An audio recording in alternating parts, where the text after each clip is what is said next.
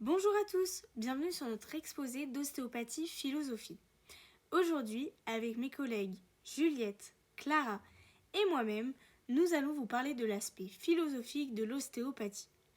Pour cela, nous parlerons dans un premier temps d'Andrew Taylor Still, puis nous décrirons certains passages d'une de ses œuvres appelées Philosophie et principes mécaniques de l'ostéopathie, comme le chapitre 2 intitulé Quelques substances du corps et le chapitre 14 qui traite le sujet de la cire d'oreille et de ses usages, et nous finirons bien évidemment par une conclusion.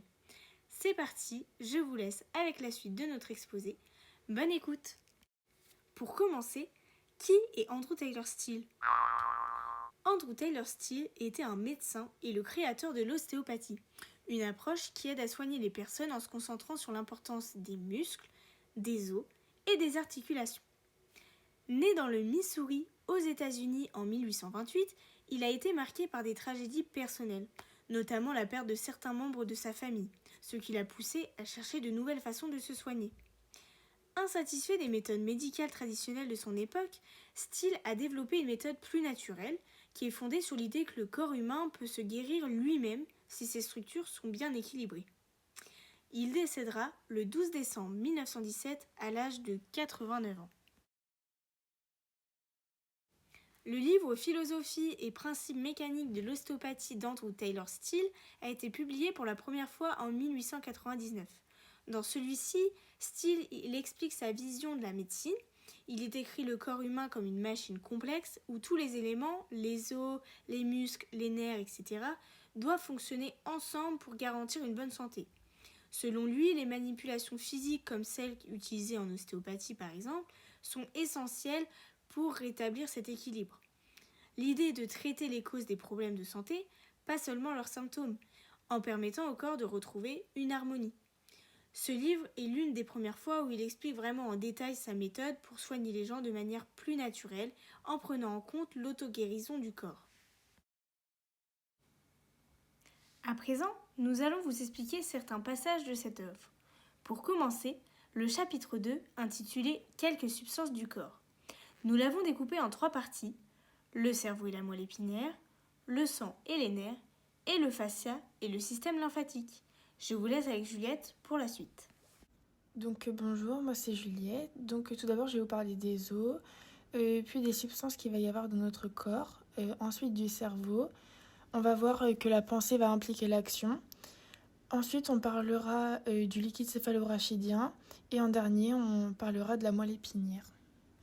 Andrew Taylor Still explique que les os jouent un rôle clé dans le corps humain et qu'ils vont interagir avec les muscles, les nerfs ou les vaisseaux sanguins. Donc chaque os a une forme et une fonction précise, ils vont être connectés de manière complexe. Si un os est mal positionné, il peut gêner la circulation du sang ou des nerfs, ce qui peut causer à terme des tensions musculaires ou des douleurs. Selon Still, l'ostéopathie ne se limite pas juste à masser les muscles comme le ferait un simple masseur. Ça va chercher à corriger l'alignement des os et des articulations pour améliorer la circulation et donc le bon fonctionnement du corps. Plutôt que juste de soulager la douleur, ça va s'attaquer à des causes profondes au niveau des problèmes. Donc Still critique les praticiens qui se contentent de frotter les muscles sans vraiment comprendre de ce qui ne va pas réellement, comparant cette action à une blanchisseuse qui va frotter une chemise sans réfléchir. Selon lui, le corps peut se guérir lui-même, donc si les nerfs et les vaisseaux sanguins ne sont pas bloqués, l'ostéopathe doit donc aider à rétablir cet équilibre en ajustant les os, mais sans manipulation inutile. Il va insister sur le fait que le cerveau et le cœur vont être des sources d'énergie vitale pour le corps et que leur bon fonctionnement dépend donc de la libre circulation des nerfs. Il fait aussi un lien entre l'activité mentale et la santé physique. Par exemple, un excès de stress mental peut surcharger le cerveau et donc provoquer des maladies comme l'hémiplégie, c'est-à-dire la paralysie d'une partie du corps, un peu comme une machine qui va surchauffer et qui va finir par tomber en panne. Il explique que dans les sociétés modernes, la pression mentale va être plus forte, ce qui va augmenter les risques de maladies liées au stress, contrairement au mode de vie plus simple où ce genre de problème est moins fréquent. Enfin, Still accorde une grande importance au liquide céphalorachidien, qui selon lui est essentiel pour maintenir l'énergie et la vitalité du corps. Il le compare à un fleuve qui doit irriguer les terres, donc si son flux est bloqué ou insuffisant, le corps il va devenir trop faible et malade. Il considère donc que pour être en bonne santé, il faut que tout circule bien dans le corps, que ce soit les os, les nerfs, le sang ou encore les liquides. C'est comme s'il voyait une machine qui était bien réglée, donc si une pièce est mal placée, ça peut entraîner des dysfonctions. L'ostéopathe joue alors un rôle de mécanicien qui remet tout en place pour que le corps fonctionne normalement. Pour ce qui est du cerveau et de la moelle épinière, donc l'ostéopathie va reposer sur le principe que le cœur et le cerveau possèdent tous les deux l'énergie vitale nécessaire pour le corps, mais il faut que les canaux restent ouverts, c'est-à-dire que lorsqu'ils vont être bloqués, l'énergie va mal circuler, ce qui peut entraîner à terme des déséquilibres. Donc le rôle de l'ostéopathe est de rétablir cette circulation sans manipulation inutile, en ayant une compréhension du corps, en suivant une logique et des connaissances, sans causer de réels troubles derrière. Donc la manière dont le cerveau va jouer comme un chef d'orchestre, la circulation sanguine et la production de la chaleur corporelle vont être reliées, tout cela grâce aux forces électriques du système nerveux. L'auteur pense que la température corporelle, donc qu'elle soit élevée comme de la fièvre ou basse, c'est le résultat de l'activité électrique du corps. Il va essayer de mettre en évidence un lien entre l'irritation du corps par un agent extérieur, donc comme une bactérie, et une augmentation de l'activité électrique du cœur et du cerveau, ce qui provoquerait donc de la fièvre. Tout ce qu'il nous dit est un mélange des observations biologiques, énergétiques. Bonjour à tous, je m'appelle Clara et aujourd'hui je vais vous présenter le chapitre 2, quelques substances du corps. Donc aujourd'hui nous allons nous demander que sont les nerfs. Donc les nerfs sont comme des prolongements du cœur, donc qui jouent un rôle central dans la distribution de l'énergie vitale. Donc ils assurent la transmission des informations entre le cerveau et le reste du corps. Ils régulent la sensibilité, mais aussi la motricité et la nutrition des tissus. Si leur fonctionnement est perturbé, cela peut entraîner du coup des troubles de paralysie. Et donc du coup, l'auteur à travers ce livre met en évidence qu'un ostéopathe, donc du coup en ostéopathie, doit étudier les forces essentielles de la vie, primordiales, notamment en ce qui concerne la circulation sanguine. Donc, un flux sanguin insuffisant ou entravé peut provoquer divers déséquilibres. Donc, le diaphragme, par sa structure musculaire, joue un rôle clé dans la circulation. Si les côtes, en particulier la 11e et 12e côte, se déplacent, elle peut donc du coup risquer de tirer le diaphragme vers le bas, donc du coup qui comprime la veine cave et qui perturbe la bonne irrigation du corps. Donc du coup ce qui peut causer des palpitations et une accumulation de fluide dans les organes. Le sang est indispensable à la vie, donc il alimente les tissus et élimine les déchets. Son état dépend de la qualité du fascia, donc cette membrane qui enveloppe les organes et les muscles. Donc selon leurs conditions, les cellules sanguines peuvent être saines, altérées ou mortes. Donc celles qui sont affaiblies peuvent accumuler et donner naissance à de formations anormales, tandis que les cellules mortes stagnent dans les poumons et favorisent du coup l'apparition de maladies comme les tumeurs. Donc du coup, les tumeurs apparaissent souvent lorsqu'il y a un blocage au niveau de la circulation sanguine. Donc du coup, ça conduit à une accumulation du sang.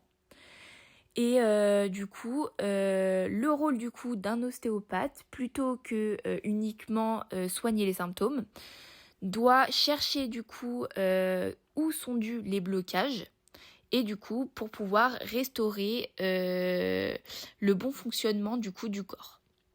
Donc du coup, il doit se concentrer sur la découverte des causes des maladies, les localiser, donc localiser les obstructions et empêcher du coup la circulation sanguine. Et du coup, il cherche les causes mécaniques, les problèmes de santé et pas seulement du coup les symptômes, donc traiter les symptômes. Et il insiste sur l'effet néfaste des médecins sur la chirurgie et la pratique du scalpel. Et enfin, la circulation des fluides qui joue un rôle fondamental du coup dans le sang, donc du coup qui se déplace rapidement dans les artères, tandis que le système lymphatique assure le transport plus lent, qui est essentiel du coup à la construction cellulaire. Et tout ça en respectant les principes naturels du corps. Donc du coup, l'ostéopathe permet du coup de rétablir l'harmonie donc du coup du sang, et d'assurer aussi le bon fonctionnement des différents systèmes vitaux. Et pour finir avec le chapitre numéro 2, je vais vous parler du fascia et du système lymphatique. Le texte d'Andrew Taylor Still met en avant l'importance cruciale du fascia dans le corps humain, le présentant comme un élément central à l'étude de la santé et de la maladie. Still souligne que le fascia, qui enveloppe et relie tous les muscles, les nerfs, les organes, joue un rôle fondamental dans la vie en permettant la circulation des fluides vitaux et en facilitant le mouvement sans friction. Il insiste sur le fait que chaque partie du corps est essentielle, mais que le fascia mérite une attention particulière en raison de son omniprésence et de son influence sur la santé globale. Still évoque également le lien entre le fascia et le système nerveux, affirmant que la santé des nerfs est directement liée à celle du fascia. Il critique les méthodes médicales qui négligent cette connexion, comme l'injection de médicaments par exemple, qui peuvent perturber le fonctionnement des nerfs et du fascia. Pour lui, une compréhension approfondie de celui-ci est donc indispensable pour diagnostiquer et traiter les maladies, car il est le lieu où se manifestent de nombreux désordres. En ce qui concerne le système lymphatique, Still souligne son rôle vital dans l'élimination des impuretés et le maintien de la santé. Il décrit les lymphatiques comme un réseau universel dans le corps, essentiel pour le transport des fluides et la purification des déchets. Still incite sur la nécessité de préserver l'intégrité de ce système pour éviter les maladies, affirmant que la maladie résulte souvent d'une accumulation de déchets dans le corps. Enfin, il conclut en affirmant que la connaissance du corps humain et en particulier du fascia et des lymphatiques est essentielle pour tout praticien de la santé. Il appelle donc à une approche respectueuse et informée du traitement, soulignant que la véritable guérison passe par la compréhension des mécanismes naturels du corps et le soutien de ses fonctions vitales. Maintenant, nous allons vous parler du chapitre 14 sur la cire d'oreille et de ses usages. Andrew Taylor Still il aborde la question de la cire d'oreille ou du cérumen en tant que sujet d'importance pour la physiologie. Il soulève des interrogations sur la nature de cette substance, donc est-elle vivante ou morte lorsqu'elle est sécrétée? Si elle est vivante, pourquoi on ne la consomme pas? Still s'interroge également sur son rôle dans le corps, notamment en lien avec le cerveau et les nerfs, suggérant que sa présence pourrait être liée à des problèmes de nutrition et de santé, comme dans le cas de l'hémiplégie. Il fait ensuite un parallèle entre diverses maladies respiratoires, telles que la diphtérie et la pneumonie, qui partagent des symptômes similaires. Still souligne que ces maladies dépendent d'un apport sanguin et nerveux commun, et il insiste sur l'importance de comprendre comment le cerveau est nourri pour mieux appréhender ces affections. Il évoque l'idée que les organes du corps, y compris les oreilles, jouent un rôle dans la distribution des nutriments et des fluides. Still propose que le cérumen, lorsqu'il est fluide, pourrait avoir des propriétés bénéfiques pour la santé, en aidant par exemple à éliminer les impuretés et à revitaliser le corps. Il critique les méthodes médicales traditionnelles qui échouent à traiter efficacement ces maladies, en particulier chez les enfants, et plaide pour une approche plus attentive à la santé du cérumen. Enfin, il s'adresse directement aux mères, leur conseillant d'utiliser de la glycérine pour traiter les problèmes liés à la cire d'oreille, car cela pourrait aider à dissoudre la cire et à prévenir l'irritation des nerfs et des organes respiratoires. Still espère donc que cette méthode pourra améliorer la compréhension et le traitement des maladies de la gorge et des poumons. En conclusion, l'ostéopathie est fondée par Andrew Taylor Still. Il repose sur une vision de l'ensemble du corps. Elle ne se limite pas à soulager les symptômes, mais cherche plutôt à rétablir l'équilibre naturel en agissant sur les os, les nerfs ou les circulations de fluides. Et l'auteur met en évidence l'importance de l'alignement corporel et du bon fonctionnement du système interne. Et il souligne aussi le lien entre le stress, la fatigue mentale ou certains troubles physiques. En rétablissant cet équilibre, l'ostéopathie permet au corps de mieux se défendre et de favoriser son propre processus de guérison. Voilà, notre exposé est terminé. On espère que ça vous a plu et merci beaucoup de votre attention.